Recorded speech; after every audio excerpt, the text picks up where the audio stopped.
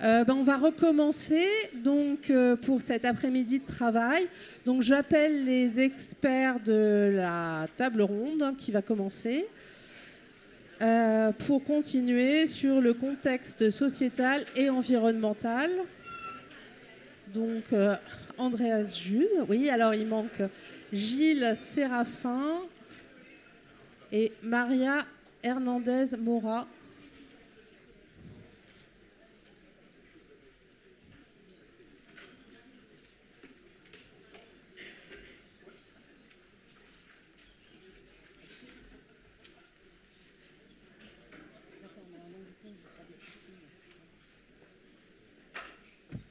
Voilà. Et Monsieur Séraphin, bienvenue.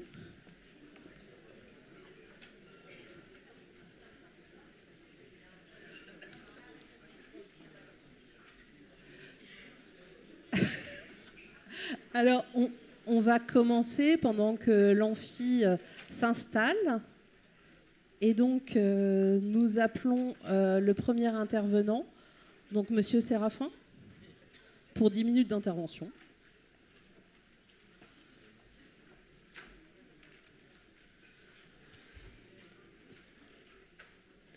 Bonjour à toutes et à tous. Comme il y a eu la pression des 10 minutes, du coup, j'ai écrit l'intervention. Je ne suis pas familier de ce type d'exercice d'écriture, on va dire, pour les interventions. Alors, je vous remercie sincèrement pour cette invitation. En guise d'introduction, permettez-moi de vous dire d'où j'écris justement, c'est-à-dire de quelle place j'analyse une situation et effectue des propositions, puisque cette présentation permettra de situer mon propos. Mes premières recherches se sont déroulées dans les domaines de la sociologie urbaine et de la sociologie religieuse en Afrique subsaharienne, à Douala au Cameroun et à Nairobi au Kenya. Ensuite, j'ai effectué diverses recherches en France, notamment en matière d'enfants en danger et de protection de l'enfant. Ces recherches ont été menées en parallèle avec une vie professionnelle non linéaire, durant laquelle j'ai occupé différents postes, notamment en matière de proposition, d'évaluation et de mise en œuvre de politiques publiques, en tant que directeur de recherche des études et des actions politiques à l'UNAF, ensuite en tant que directeur de l'Observatoire national de la protection de l'enfance, puis en tant que professeur des universités spécialisées dans les domaines de la protection de l'enfance. Donc c'est probablement à ces titres, à la fois dans les domaines de la recherche et en matière d'analyse de politique publique, que les organisateurs et organisatrices de cette audition publique m'ont convié. Après nos échanges, durant lesquels j'ai exposé mes incompétences à traiter le sujet qui m'était initialement assigné, j'ai proposé de traiter un autre sujet qui a été accepté, et donc c'est la question suivante. Quelle place donner aux enfants auteurs de violences sexuelles dans une démarche de soins et de protection de l'enfant victime? Donc, dans le texte qui vous est proposé après dans le rapport, je reviens sur plusieurs expériences de recherche à Douala au Cameroun ou dans les Flandres belges pour penser par effet de comparaison notre système de protection et ce qui m'apparaît de plus en plus comme des limites. Le système de protection de l'enfance en France est bâti sur un système juridique et administratif qui lui donne sens et capacité d'action. Le précepte général est que pour protéger l'enfant victime, a fortiori de violences sexuelles, il est nécessaire de le séparer de l'auteur, quel que soit le statut, la place et la fonction du dit auteur, dans la personnalité psychique et sociale de l'enfant, y compris si cet auteur est membre de la famille, frère ou sœur par exemple. Les représentations restent le plus souvent binaires. Une personne est soit victime, soit auteur. Elles sont également dichotomiques. Une personne est soit agresseuse, soit protectrice. Il ne peut être pensé qu'un agresseur fait aussi sens pour la victime dans sa construction psychique et sociale et qu'elle peut participer à sa reconstruction et à sa protection. Ainsi, dans le cas des violences sexuelles intrafamiliales, l'enfant victime va immédiatement être placé dans un autre foyer. C'est la victime qui est déplacée, ou alors, lorsqu'une mesure pénale est engagée, avec prise de décision immédiate, l'auteur peut lui-même être extrait du foyer familial. Les relations entre l'auteur et la victime sont de fait réduites à minima, voire interrompues. Quand l'auteur est mineur, frère ou sœur par exemple, elles deviennent la plupart du temps inexistantes. Quand l'auteur est détenteur d'autorité parentale, les relations peuvent être maintenues sous forme de visite médiatisée, donc sous surveillance de tiers professionnels. Est-ce que cette séparation est protection ? Selon les études et témoignages, cette simple séparation n'a pas souvent les effets escomptés. Je voudrais revenir sur 7 points. De façon générale, dans d'autres cultures, et je prends comme exemple Douala au Cameroun, la conception de la personne ne repose pas sur la dichotomie auteur-victime. Dans ses ressentis, ses sentiments, ses pensées, ses actes aussi, au-delà du libre arbitre, ou plus exactement dans le cadre de l'exercice de son libre arbitre, une personne est le résultat d'expériences, de vécu, notamment des relations à d'autres. Une personne est finalement aussi en soi une constellation de relations avec d'autres personnes qui ont permis de se construire dans sa propre singularité. Cette conception de l'individu comme creuset complexe de relations permet de concevoir de façon plus complexe la distinction auteur-victime, notamment dans le cadre de l'enfance en danger. Quelle que soit la dimension traumatique des situations qu'elle a vécues, et vraiment mon propos, ce n'est pas de vouloir minimiser l'ampleur du traumatisme en question, une personne n'est pas uniquement une victime. Certes, parfois très difficilement, elle a aussi des ressources et peut agir, d'autant plus si elle est accompagnée dans ce parcours actif. Plus largement d'ailleurs, c'est en concevant de cette façon la personne, y compris la personne victime, que l'on peut envisager de mener et bâtir une protection respectueuse. Pour véritablement protéger, on ne peut pas se contenter de dresser des barrières autour d'une personne passive qui subit, au risque d'annihiler toute capacité d'action, toute dignité, toute humanité. Il s'agit de prendre soin de la personne et de construire une protection sur la base de ses propres références, valeurs, souhaits et surtout ressources. Appréhender la complexité de la personne permet de penser la protection comme mobilisation des capacités de la personne elle-même et de son entourage. Or, plus précisément, en France, un enfant qui est simplement séparé n'est pas pour autant dans un parcours de soins. La séparation ne lui permet notamment pas de dépasser le traumatisme et pourrait même empêcher sa reconstruction. Par exemple, ce n'est pas parce qu'elle est victime qu'elle n'éprouve pas des sentiments vis-à-vis de l'agresseur auquel elle peut être attachée. Elle pourrait même éprouver une certaine culpabilité si la personne agresseuse a été dévoilée sur la base d'une indication de l'enfant victime. En outre, si l'enfant ne bénéficie pas de soins, il ne disposera pas des mécanismes de défense nécessaires s'il se retrouve dans une situation d'agression. Il peut ainsi se retrouver plus fréquemment victime dans l'avenir, notamment de la part d'adultes, mais aussi d'autres enfants, notamment lorsqu'il est placé en établissement. Par ailleurs, si l'auteur de son côté ne rentre pas également dans un parcours de soins, notamment en relation avec la victime, il pourrait trouver d'autres victimes. La séparation pourrait protéger à la rigueur un enfant séparé, mais comment protéger l'ensemble des enfants, surtout s'ils sont proches, par exemple en fratrie ou sororie? La question se pose encore avec plus acuité si l'auteur est lui-même un enfant. Ainsi, un parcours de soins nécessite souvent de travailler sur la relation avec l'auteur, mais aussi avec l'ensemble de la famille, qui, même si chacun des membres n'avait pas une connaissance précise des faits, vivait au quotidien dans ce climat de violence sexuelle. Or, comment travailler là où les relations s'il y a séparation? La séparation, qui apparaît souvent comme l'acte de protection évident, s'avère régulièrement inefficace, voire dangereuse, puisqu'elle invisibilise les actions à mener en termes de soins au bénéfice de la victime, de l'auteur et des potentielles autres victimes. Cette réflexion concerne l'ensemble des enfants victimes en besoin de protection et l'ensemble des auteurs, lorsque par leur statut et fonction, ils peuvent représenter un support dans la démarche de soins de l'enfant. Y compris pour la victime, sans doute serait-il utile de penser la place de l'agresseur dans toute démarche de protection. Nous pensons prioritairement aux parents, mais aussi aux proches mineurs qui peuvent être concernés, frères et sœurs, mais aussi tout mineur aux liens significatifs, quels que soient les liens familiaux.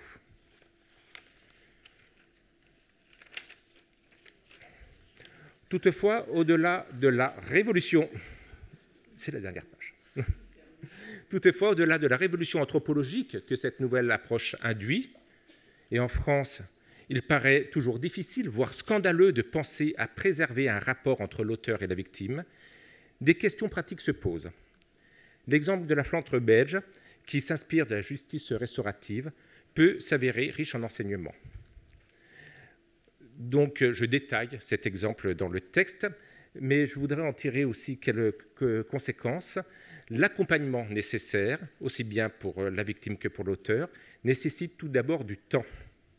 En Flandre, où les auteurs et victimes peuvent rester dans le même foyer en étant accompagnés par des soins conséquents, un professionnel référent accompagne et veille à la situation en permanence pour mener une évaluation conséquente et continue et pour envisager de nouvelles démarches en urgence si nécessaire. Par ailleurs, toujours en Flandre, la responsabilité est collective, pour être doublement collective. Elle ne porte pas exclusivement sur un seul individu, victime, auteur ou autre membre de la famille, et elle n'est pas supportée par une seule personne qui, risquant d'être débordée, recherchera à s'en décharger. Ainsi, en ce qui concerne les mineurs auteurs de violences sexuelles proches de la victime, cela signifie articuler le système de protection de l'enfance et celui de lutte contre la délinquance et la criminalité dans une démarche de soins intégrés. Dans le cadre de ces deux politiques publiques, cette responsabilité collective et partagée, qui porte sur des situations et non à l'égard d'un seul individu, représente une révolution anthropologique de même ampleur que celle précédemment évoquée, à savoir intégrer l'auteur dans une démarche de soins de la victime. Je vous remercie.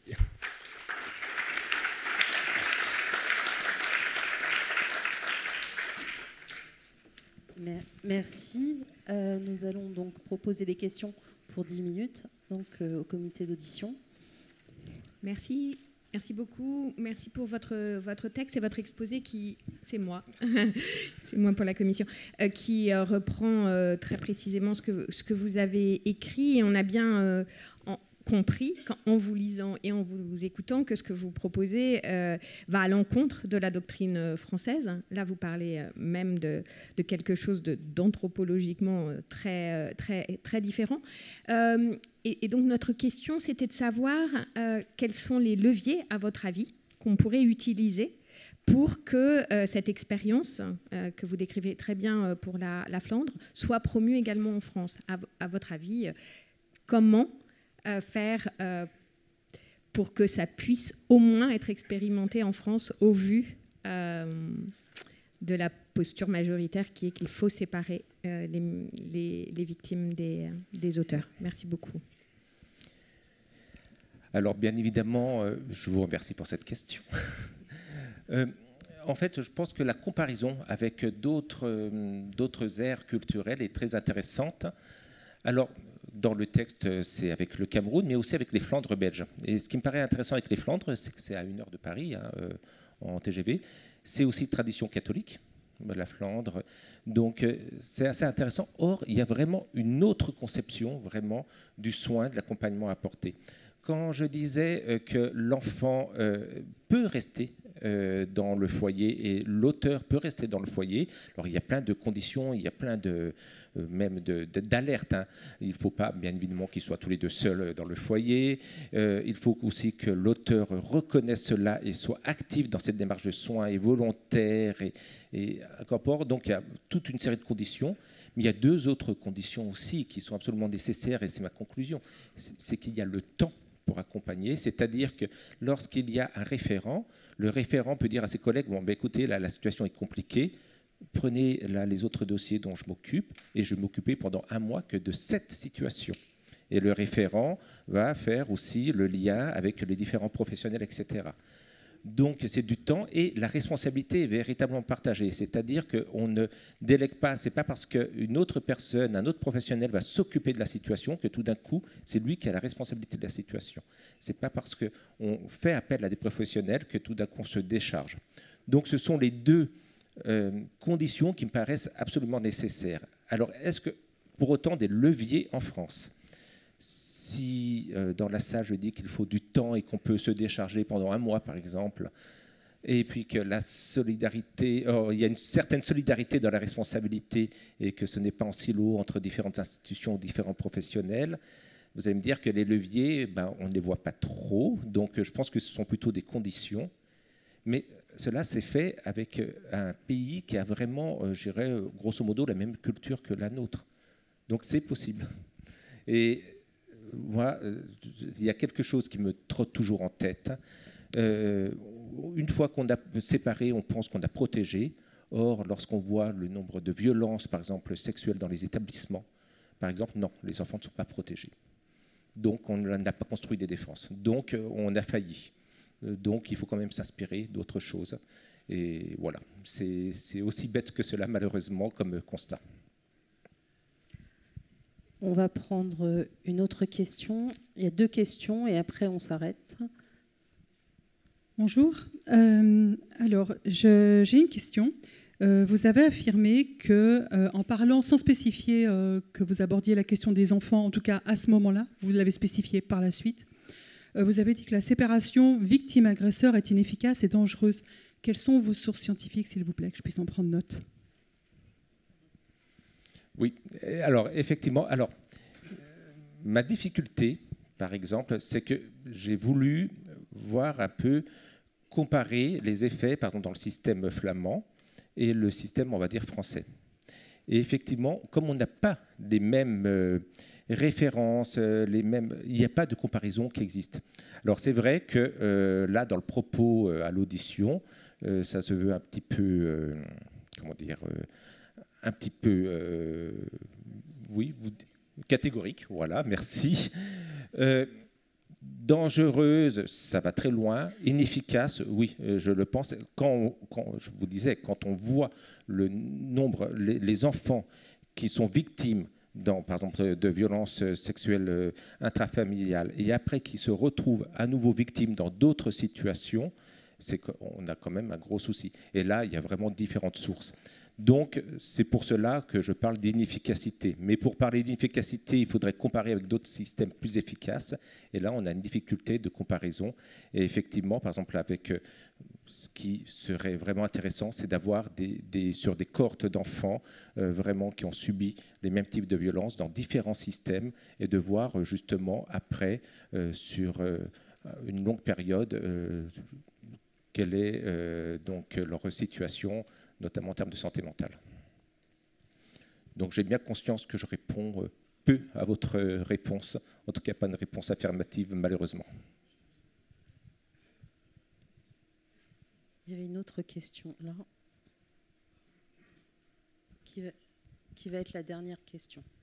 C'est pas vraiment une question, mais peut-être qu'il existe des modèles, des approches, mais c'est vrai que moi qui ai beaucoup suivi des mineurs, des atteintes au sein de la fratrie, la question de réparer la relation est très importante parce que je savais par les parents que la petite souffre de ne pas voir son frère, que lui, il est dans une non-mentalisation de la violence qu'il a pu subir, qu'il a pu faire subir à sa petite sœur et qu'il y a quelque chose dans un endroit où ça ne peut pas se réparer tant que ces mémoires traumatiques sont vives. Et c'est vrai que moi, j'avais pas besoin que ça qu'il se voit parce que, par exemple, je faisais un exercice et que je demandais aux jeunes d'écrire une lettre à sa petite sœur victime et de lui demander comment elle va.